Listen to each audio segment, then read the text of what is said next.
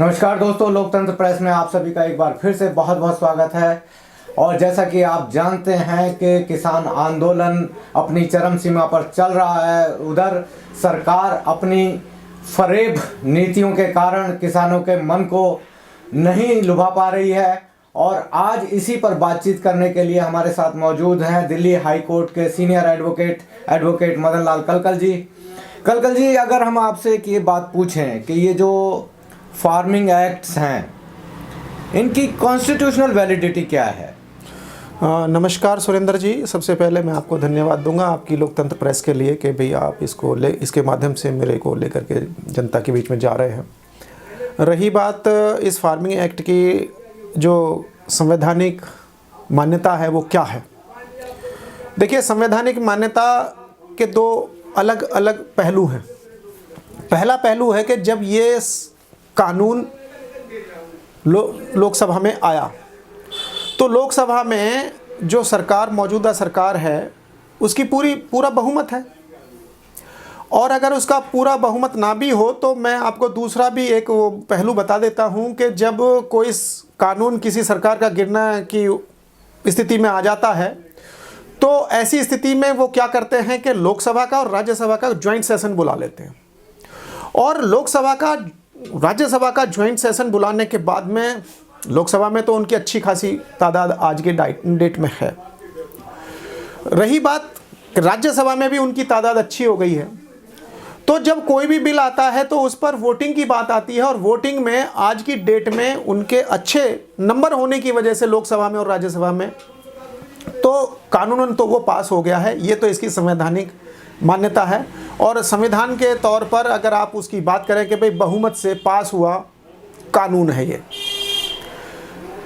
हाँ, अगर इसका कोई दूसरा पहलू हो तो वो आप मेरे से पता करें। देखिए, जैसा कि हमारी जानकारी के अनुसार संविधान में जो है 3 तरह की कानून बनाने के लिए 3 तरह की लिस्ट होती हैं। एक सेंट्रल लिस्ट हो गया, एक स्टेट लिस्ट हो गया, एक कॉन्करेंट लिस्ट हो गया। तो ये जो कानून है सेंटर की लिस्ट में ही नहीं आते हैं, बल्कि ये एग्रीकल्चर से रिलेटेड, उनकी ज़मीनों से रिलेटेड, क्रॉप से रिलेटेड, ये जो है स्टेट लिस्ट में आते हैं। बिल्कुल, आपने सही कहा कि ये स्टेट की लिस्ट में आते हैं, क्योंकि हर स्टेट का अलग अलग मतलब हर स्टेट के अलग अलग एग्रीकल्चरल प्रोडक्ट हैं। और जिस भी स्टेट के एग्रीकल्चरल प्रोडक्ट हैं उसकी अपनी अपनी विविधताएं हैं, उसकी अपनी अपनी समस्याएं हैं। कहीं पर वो फायदे का सौदा है और कहीं पर वो सब्सिडी का सौदा, कहीं पे वो घाटे का सौदा भी है। ज़रूरी नहीं है कि जैसे उत्तर भारत में गन्ना जिस तरीके से होता है साउथ में भी गन्ना उस तरीके से होता हो। और दूसरी बात कि जैसे उत्तरी भारत में गेहूं होता है, ज़रूरी नहीं है कि साउथ के जितने भी हमारे दक्षिणी भारत के जितने भी राज्य हैं उनमें भी गेहूं होता हो। पूर्वोत्तर के जो राज्य हैं हमारे, उनमें गेहूं नहीं होता है, वहाँ पर चावल होता है। हमारे जो दक्षिणी क्षेत्र के जितने भी स्टेट हैं उनमें चावल ही होता है, गेहूं नहीं होता है वहाँ पर। और जो पश्चिम के हमारे प्रांत हैं, पंजाब है, राजस्थान में, वहाँ पर गेहूं होता है। और राजस्थान में गेहूं के साथ साथ ज्वार और मक्का, बाजरा भी होता है। अब ये जो अलग अलग विविधताएं हैं, जो विविधता वाली फसलें हैं, उनकी समस्याएं भी अलग हैं, समय भी अलग है उनका। जब उनकी विविधताएं अलग हैं और समय अलग है तो इन समय और विविधताओं के अनुसार ही उसका प्रोडक्शन और उसकी किसान की जो समस्याएं हैं वो भी अलग अलग हैं।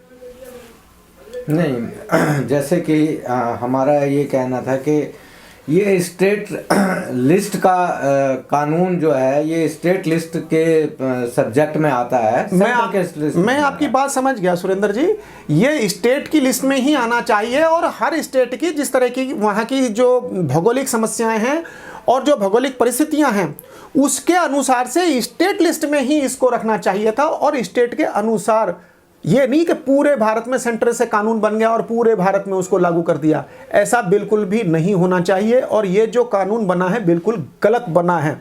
ये एक तरीके से मनमानी कह लीजिए या तानाशाही कह लीजिए, ये सरकार की तानाशाही है भारत के किसानों पर इस कानून को थोपने की। अब हम आपसे एक और चलते चलते एक और सवाल पूछ लेते हैं कि जिस तरीके से सरकार और किसानों के बीच की बातों का दौर चल रहा है, वार्ताओं का दौर चल रहा है, उसमें आपको क्या लगता है? देखिए, जो किसानों के और सरकार के दौर चल रहे हैं, सुरेंद्र जी, मैं आपको एक और बात बता देता हूं कि मैं एडवोकेट हूं और आपने भी बताया, इंट्रोडक्शन किया कि मैं एडवोकेट हूं। एडवोकेट होने के नाते हम अभी अपने एडवोकेट भाइयों की मीटिंग करने के लिए हम 20 तारीख को हम हरिद्वार गए थे। तो जब हरिद्वार गए थे तो यहाँ से दिल्ली का रास्ता है ये, मेरठ होते हुए, तो हमने देखा कि जो सरकार समर्थित कुछ सरकार के जो मतलब जो सेंटर में सरकार बैठी है और उसको सपोर्ट करने वाले जो उनके सपोर्टर्स हैं, वो ट्रैक्टर ट्रालियों में छोटे छोटे बच्चों को बिठा करके और मोदी जी के पर झंडे लगा करके रैली निकाल रहे थे इस बिल के समर्थन में।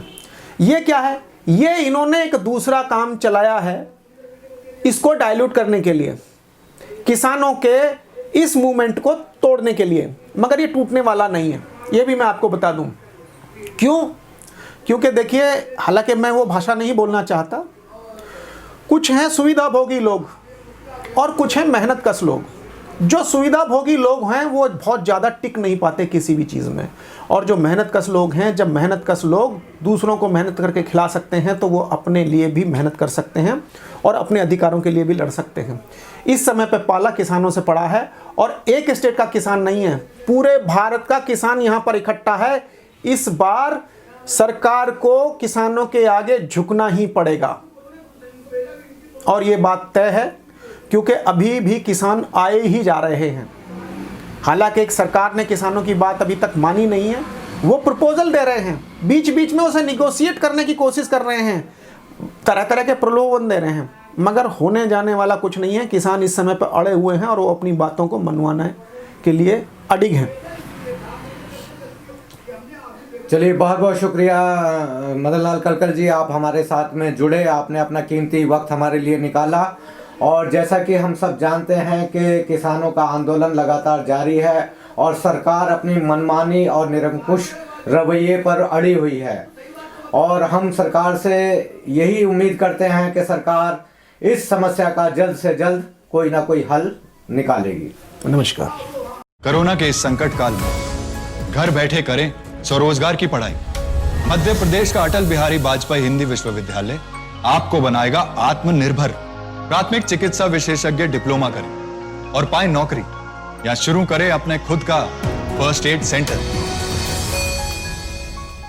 गौपथ स्मार्ट मेमोरी आयुर्वेदिक सिरप, जो आपकी याददाश्त को बढ़ाता है, दिमाग को तेज करने के साथ साथ पढ़ाई के वक्त आपकी एकाग्रता बढ़ाने के लिए क्लिनिकली टेस्टेड रामबाण सिरप है कि इसको ऑर्गेनिक जड़ी बूटियों से बनाया गया है, यानी इस्तेमाल की गई जड़ी बूटियों को जहरीले केमिकल वाले फर्टिलाइजर्स या खाद से तैयार नहीं किया गया, और ये पूर्ण रूप से आयुर्वेदिक है। My memory is smart memory. I am smart girl, are you?